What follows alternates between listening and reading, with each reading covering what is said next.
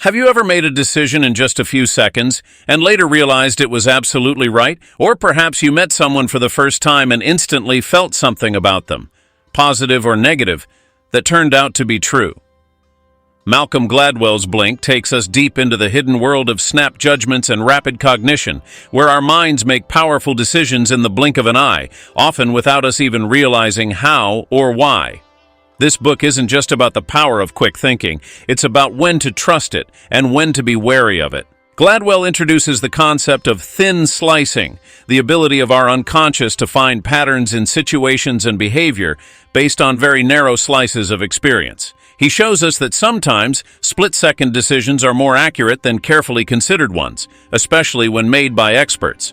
But he also dives into the dark side of instinct, how biases, stereotypes, and past experiences can cloud our thinking and lead to flawed judgments. Through gripping real-life examples, from emergency rooms to art galleries, from military decisions to everyday encounters, Blink explores how intuition works when it fails and how we can harness it more effectively. And as you step into this fascinating world of decision-making and psychology, welcome to Audiobook World. This channel is your companion in unlocking the greatest ideas from the world's most powerful books, all through immersive, easy-to-follow audio summaries. Whether you're walking, traveling, or relaxing, our mission is to bring you knowledge that not only informs but transforms. At Audiobook World, we believe in lifelong learning, in the joy of understanding complex ideas in a simple way, and in creating a space where you can grow, one book at a time. Let us be your guide through books that shape minds, challenge perspectives, and inspire real change. Chapter 1. The Theory of Thin Slices. Malcolm Gladwell opens Blink with a powerful and mysterious story about a statue, a life-sized Greek kouros, that was offered to the Getty Museum in California. The museum, intrigued by the statue's historical value and physical beauty, spent 14 months analyzing it. Experts ran detailed scientific tests on the marble, conducted legal research on its provenance, and reviewed documentation that seemed to support its authenticity. All the evidence pointed in one direction: the statue was real. But then something unexpected happened. A few seasoned art historians and scholars were invited to see the statue, and within just a few seconds of looking at it, they felt something was wrong. One said it looked too fresh, another felt a chill. They couldn't articulate what exactly bothered them, but their instincts were loud and clear. The statue didn't feel authentic, and in the end, their gut reactions were right. Despite all the data and research, the kouros was later suspected to be a sophisticated forgery. This example introduces the core idea of the book. Sometimes our brains make accurate, meaningful judgments in the blink of an eye, using very little information. Gladwell calls this process thin slicing. It refers to the ability of our unconscious mind to find patterns in situations and behaviors based on extremely narrow slices of experience. Thin slicing is the way we form impressions or make decisions in seconds.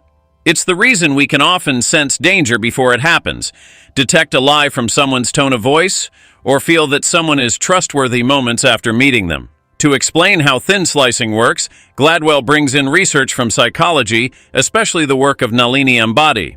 She found that people could make surprisingly accurate judgments about teachers' effectiveness just by watching a 2-second silent video clip of them teaching. These snap judgments matched the evaluations of students who had taken the teacher's course for an entire semester. This shows that we don't always need tons of information or long analysis to make good decisions. Sometimes, our brain is at its best when it processes less. However, Gladwell also introduces a critical warning. Thin slicing is powerful, but not always reliable. Our unconscious thinking is not immune to bias. In fact, it can be influenced by prejudice, stereotypes, and emotional noise. Just as we can sense the truth in an instant, we can also misjudge someone based on a facial expression, skin color, or tone without even realizing it. The chapter goes on to explore examples from different domains: emergency medicine, psychology, courtroom decisions, where people in high-stakes environments have to make fast decisions. When they are well-trained and experienced, their thin slices are more accurate than slow, deliberate analysis. But when decisions are based on fear, stress, or flawed assumptions, the same thin slicing can be dangerously misleading. Gladwell sets the stage for the rest of the book by challenging a common belief that more information leads to better decisions. He invites readers to consider the surprising power of less information, less time, and less conscious thinking. This first chapter opens the door to understanding how much of what we call intuition is really the result of rapid, unconscious pattern recognition, and how, with awareness and practice, we can learn to trust that intuition wisely. Chapter 2. The Locked Door, The Secret Life of Snap Decisions. In this chapter, Malcolm Gladwell takes us further into the workings of the unconscious mind, the place where snap judgments originate. He uses the metaphor of a locked door to describe this hidden mental space, an area that we don't have direct access to, where thoughts and impressions are formed without conscious awareness. The decisions that come from behind this locked door can be incredibly fast, accurate, and complex. But here's the catch: we often can't explain them. And when we try to, we may unintentionally alter or even weaken their accuracy. Gladwell explains that we like to believe we are logical, rational beings who understand our choices. But in reality, we often invent explanations after the fact to make sense of decisions we already made subconsciously. He gives an example of a study involving a professor named Norman R. F. Meyer, who ran a psychological experiment known as the two-string problem. In this test, participants had to tie two strings hanging from the ceiling, but the strings were too far apart to grab at once. After struggling for a while, the solution required using a weight to swing one string like a pendulum. When Meyer subtly showed them the solution by swinging a string while pretending to stretch, many participants figured it out, but when asked how they solved it, they gave logical but incorrect explanations. This demonstrated how people don't always know the real origin of their insights. They unconsciously received a clue but couldn't recognize or articulate it. Another powerful illustration is John Gottman's research on married couples. Gottman, a renowned psychologist, studied married pairs in conversation and found that he could predict with over 90% accuracy whether they would still be together 15 years later, just by analyzing a few minutes of interaction. He used something called thin slicing to pick up on micro-expressions and emotional cues that most people wouldn't notice. Gottman's success shows that even complex social dynamics can be read quickly and instinctively by trained intuition without full conscious reasoning. Gladwell also explores the idea of verbal overshadowing. This phenomenon occurs when people try to explain something they know intuitively, like recognizing a face, and their explanation ends up reducing their accuracy. He cites an experiment where participants saw a suspect's face, then later had to identify that person. Those who gave a verbal description before identifying the face were more likely to choose the wrong suspect. Why? Because putting visual memory into words distorted it. The moment people tried to think out loud, they interfered with their deeper, more accurate intuition. The core message of this chapter is that our minds often work best when we let them operate naturally, without forcing explanations. The unconscious processes behind that locked door are powerful, but delicate. They're shaped by our experiences, training, and instincts and can guide us toward remarkable insights. However, the conscious mind often struggles to understand or express these insights. When we pressure ourselves to explain everything, we risk losing the very clarity that came from instinct in the first place. Gladwell urges us to respect this locked door, not as something mysterious or mystical, but as a critical part of how human decision-making works. We must accept that not everything can be verbalized or logically broken down, and sometimes the best we can do is trust the feeling that comes in a blink. Chapter 3. The Warren Harding Error, Why We Fall for Tall, Dark, and Handsome. In this chapter, Malcolm Gladwell explores one of the darker sides of snap judgment, how our unconscious biases can mislead us.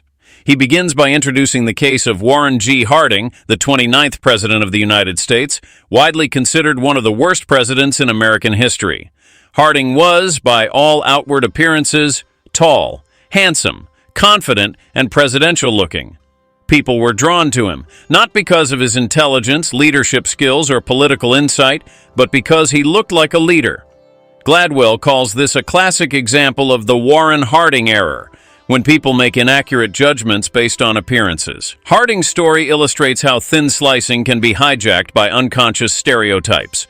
Voters and political insiders judged him not by the quality of his decisions or ideas, but by how he presented himself physically. This mistake wasn't a one-off. Gladwell uses Harding to demonstrate how deeply our unconscious is influenced by surface traits: height, skin tone, facial structure, voice, clothing, especially when we're forced to make quick decisions. These shallow cues often override logic or evidence. Gladwell expands on this idea by citing several psychological studies. One key study involved implicit association tests, IAT, which reveal that people often unconsciously associate positive attributes with certain races, genders, or appearances, even when they consciously believe they are unbiased.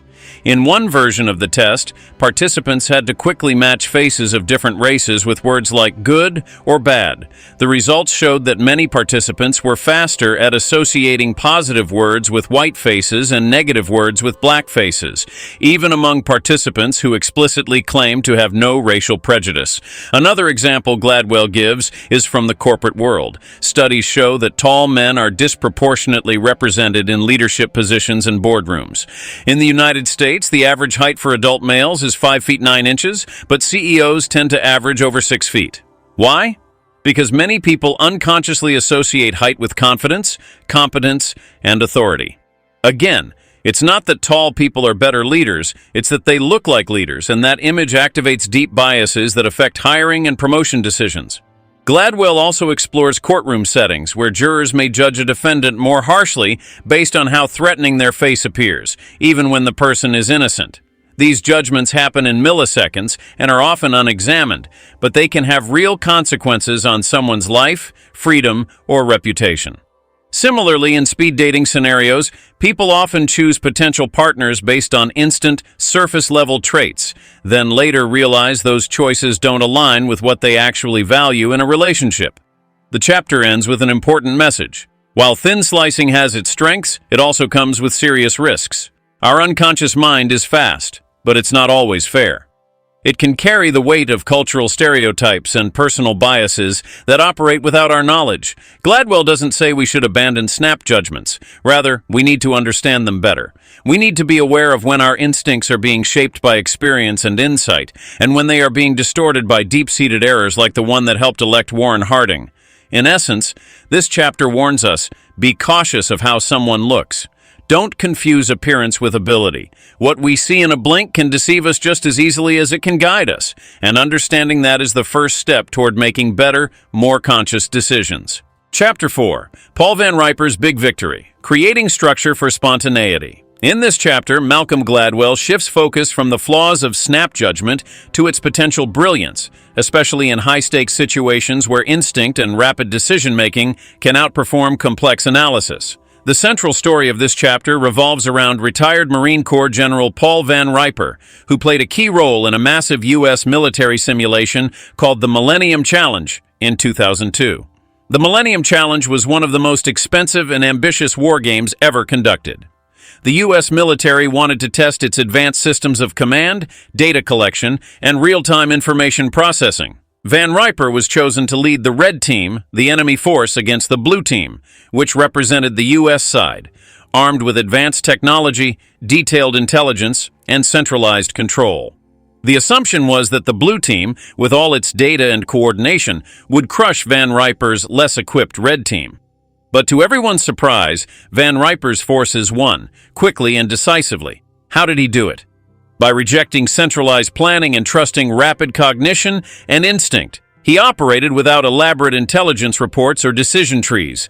Instead, he empowered field commanders to make fast decisions on the spot, based on their experience and the limited information available to them. Van Riper's approach embodied the essence of effective thin slicing. His team acted with speed, adaptability, and spontaneity, qualities that the heavily structured Blue Team lacked. In fact, the Blue Team became bogged down by their own systems. They gathered too much data, analyzed it too deeply, and responded too slowly. In contrast, Van Riper relied on intuitive strategies like using motorcycles to send coded messages and launching surprise attacks based on gut feeling rather than data. Gladwell uses this example to explore an important idea. Too much information can be paralyzing. In high-pressure situations like combat, emergency medicine, or firefighting, speed often matters more than precision. Those who succeed are often the ones who can recognize patterns instantly and act on them without second-guessing. Van Riper trusted his instincts, his team's training, and the unpredictable rhythm of the battlefield. His leadership style created an environment where rapid cognition could flourish. Gladwell also emphasizes the need for structure within spontaneity. Van Riper didn't operate chaotically. His spontaneity was built on decades of experience, deep understanding of battlefield dynamics, and a clear command structure. He had prepared himself and his team for flexibility. That preparation allowed his team to respond effectively in real time, something the highly programmed Blue Team couldn't do. The chapter then compares Van Riper's military tactics to other fields, like emergency rooms, where doctors must make life-or-death decisions in seconds. In these environments, the best outcomes often come from individuals who can rapidly thin-slice situations and act without overanalyzing.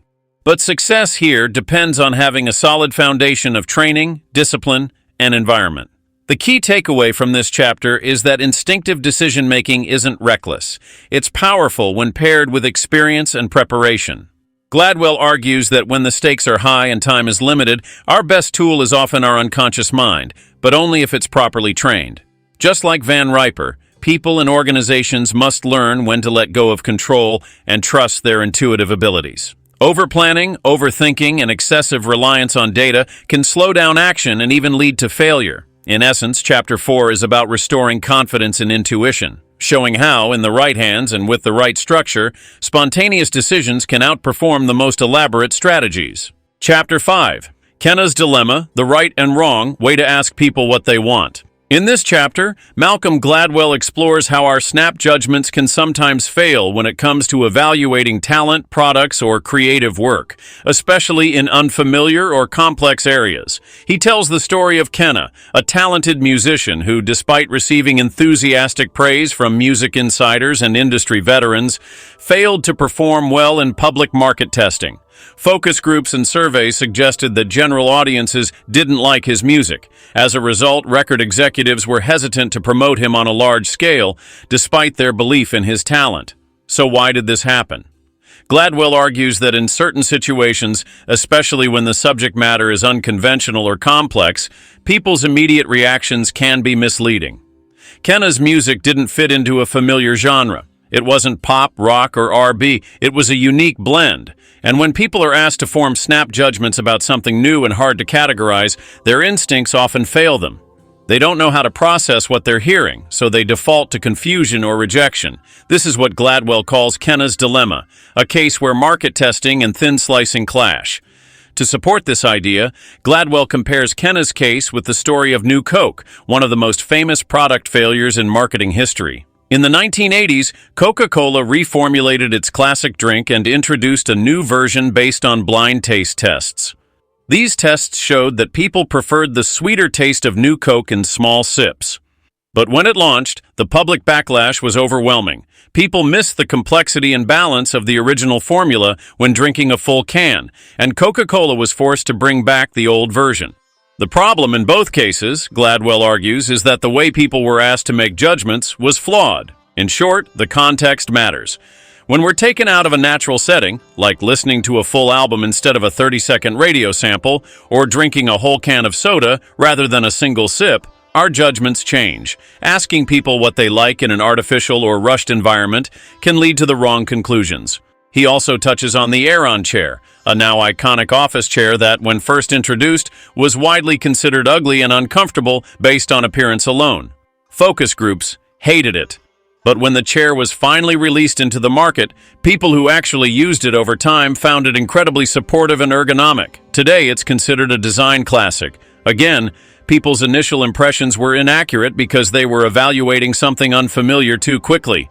Gladwell's central message is that not all things are suited for snap judgments, and not all questions should be answered with quick impressions. When a product, person, or idea is new, unconventional, or nuanced, people may need time and real-world experience before they can accurately evaluate it. In these cases, relying solely on instinct, especially from untrained or uninformed individuals, can lead to bad decisions. This chapter encourages a more thoughtful approach to evaluation. It reminds us that while thin slicing is often effective, it has limits. For subjects that break the mold, like Kenna's music, public reactions can be skewed not because the work lacks quality, but because audiences aren't prepared to understand it immediately. The challenge is knowing when to trust the snap judgment and when to dig deeper. Chapter 6, 7 Seconds in the Bronx, The Delicate Art of Mind Reading. In this intense and emotionally charged chapter, Malcolm Gladwell examines a tragic real-life incident that highlights both the power and the danger of rapid cognition, especially in situations involving fear, stress, and uncertainty. The story centers around a shooting in the Bronx in the year 2000 by 4 New York City police officers who mistakenly shot and killed a young, unarmed man named Amadou Diallo. The entire encounter lasted just 7 seconds. Gladwell uses this incident to explore how our ability to mind read, to quickly interpret the intentions and emotions of others, is often flawed under extreme pressure. The police officers believed Diallo was reaching for a gun. In reality, he was pulling out his wallet. But in a high-stress, late-night environment, their brains processed his movements as a threat. Their snap judgment, shaped by fear and adrenaline, resulted in a fatal error. This chapter dives into the science of mind reading, which psychologists call rapid cognition of emotion and intent. Normally, human beings are very good at reading subtle cues, facial expressions, body language, eye contact, but in stressful situations, especially when the stakes are life and death, this ability can break down. Stress narrows our focus, speeds up our reactions, and overrides rational thought. Our instincts take over, but they can easily be wrong. Gladwell explains the concept of temporary autism, a state in which people under extreme stress lose their ability to read emotions accurately. He draws from research on soldiers and police officers who, during combat or crisis situations, often suffer from tunnel vision, distorted hearing, and an inability to think clearly. In such moments, thin slicing doesn't work the way it should. Instead of providing clarity, it becomes a trap, misleading and dangerous. He also discusses a psychological tool called the Facial Action Coding System, FACS, developed by Paul Ekman, which breaks down facial expressions into tiny muscle movements. Ekman's work shows that facial expressions can reveal someone's emotions almost instantly, even before they speak. Trained professionals using FACS can detect lies, predict violent behavior, and understand emotional shifts with stunning accuracy. But the average person, especially in high-stakes scenarios without training, misreads these signs all the time. The tragic mistake in the Bronx was not due to malice or poor character. It was a case of how even well-intentioned people can make deadly errors when forced to make instant decisions under extreme stress. Gladwell doesn't excuse the incident, he explains it. He shows how rapid cognition, though powerful, becomes unstable when emotional intensity spikes. The chapter ends with a sobering reflection. In high-pressure environments, especially those involving judgment of other people's intentions, we must be very cautious. Snap judgments are not always reliable when fear, unfamiliarity, or adrenaline interfere with our natural reading of human behavior. Through this story, Gladwell reminds us that the ability to thin slice and mind read is not just about speed, it's about context, training, and emotional regulation. Without those supports, our instincts can lead us into irreversible mistakes. This chapter is both a warning and a call for deeper understanding of how fragile our judgment can become when the clock is ticking and the pressure is high. Chapter 7. The Envelope of the Firefighter. When should we trust our instincts? In this thought-provoking chapter, Malcolm Gladwell explores the conditions under which we should rely on our instincts and when we should question them. He begins with the story of a firefighter who, during what seemed like a routine kitchen fire, suddenly shouted for his team to evacuate. Seconds later, the floor collapsed. The firefighter had no conscious idea why he felt danger, but his intuition saved lives. Later analysis revealed that the fire was actually in the basement, not the kitchen. Something he had unconsciously sensed through cues like heat and sound, even though he didn't consciously register them. This example illustrates the idea of the envelope, the narrow band of experience and environment in which intuition is accurate and trustworthy. Gladwell argues that instinct works best when two key conditions are met. First, the environment is regular and predictable. Second, the individual has gained extensive practice or experience within that environment. In these cases, the unconscious mind can detect patterns, even subtle ones, with remarkable precision. Gladwell draws on the research of psychologist Gary Klein, who studied professionals like firefighters, nurses, and military commanders, people who often have to make split-second decisions. Klein found that experts in these fields don't consciously weigh options. They recognize patterns and act. Their decisions come not from guesswork, but from an unconscious system trained through experience. However, Gladwell also emphasizes that not all intuition is good intuition. The same mental shortcuts that help us act quickly can mislead us if we are operating outside of our experience or in an unpredictable environment. He revisits examples from earlier chapters, like the mistaken police shooting of Amadou Diallo, to show how, in unfamiliar or high-stress situations, snap decisions can be dangerous and inaccurate. To highlight the difference between good and bad intuition, Gladwell introduces the case of tennis coach Vic Braden.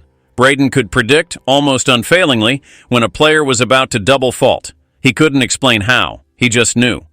His years of watching matches had trained his brain to pick up on subtle cues in players' movements. This was not magic. It was refined, thin slicing, supported by deep experience. Gladwell also discusses the concept of overlearned behavior, the idea that instinct becomes trustworthy when it's reinforced over and over again through real-world feedback. In contrast, if someone lacks experience or is in a chaotic, unfamiliar setting, their instincts are likely to be shaped by bias, fear, or faulty assumptions. By the end of the chapter, Gladwell provides a balanced message. Instinct is not always right, but it is not something to be feared or dismissed. Instead, it's a tool, one that can be incredibly powerful if we understand its strengths and limitations. When the mind operates within its envelope, a space shaped by familiarity, training, and repeated exposure, snap decisions can be faster, smarter, and more reliable than conscious deliberation.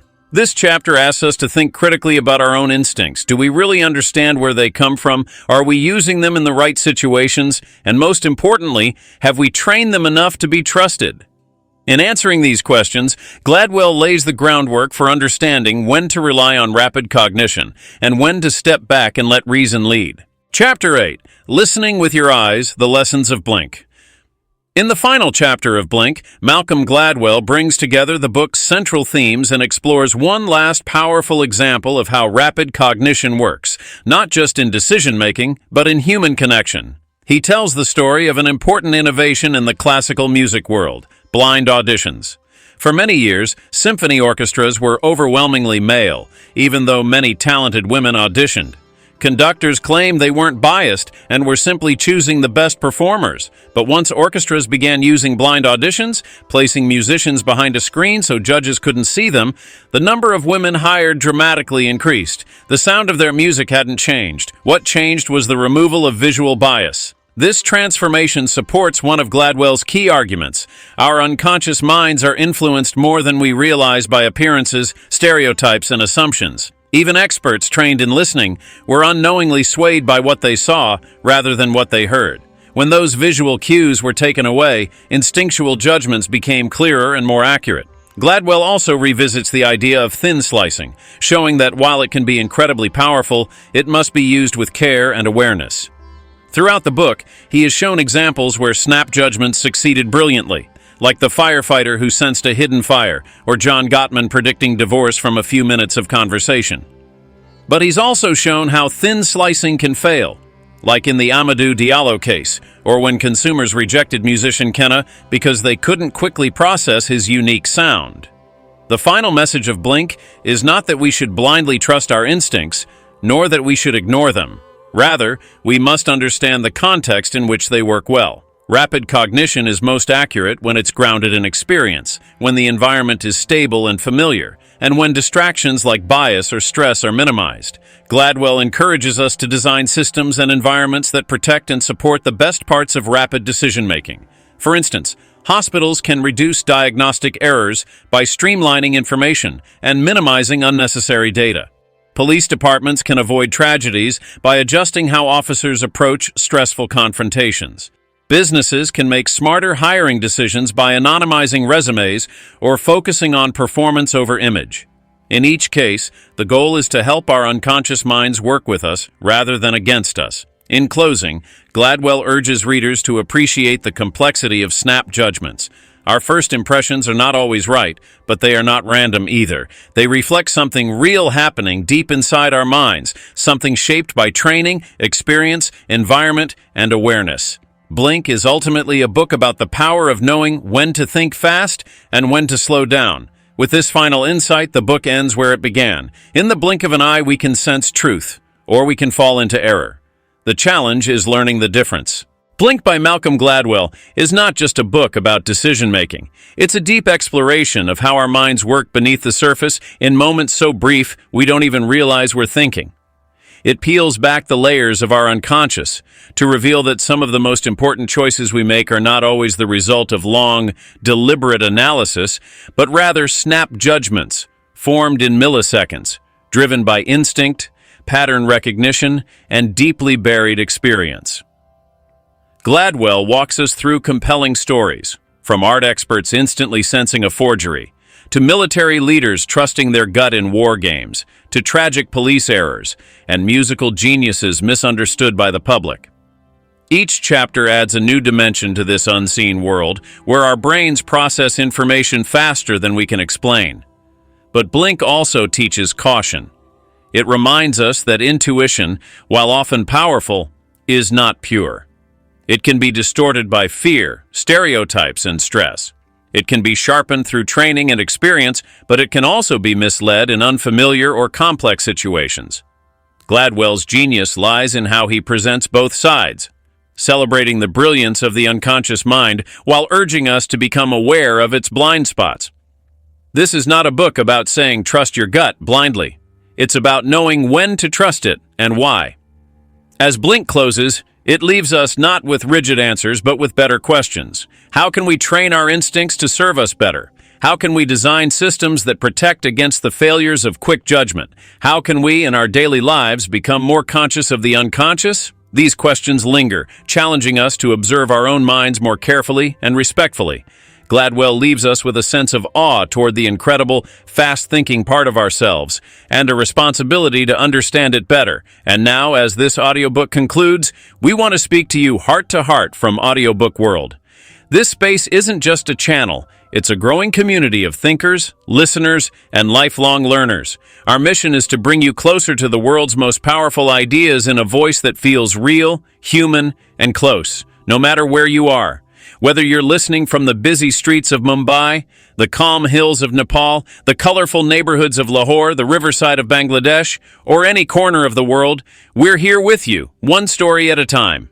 We know life gets busy, but within every book, there's a chance to pause, to learn, and to grow, and we're honored to be part of that journey with you.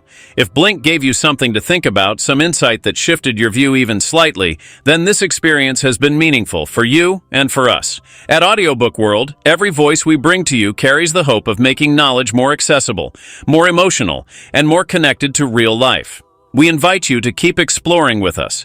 There are so many stories still waiting to be heard, stories that can shape your thinking, awaken your purpose, and remind you that you're not alone in your questions or your journey.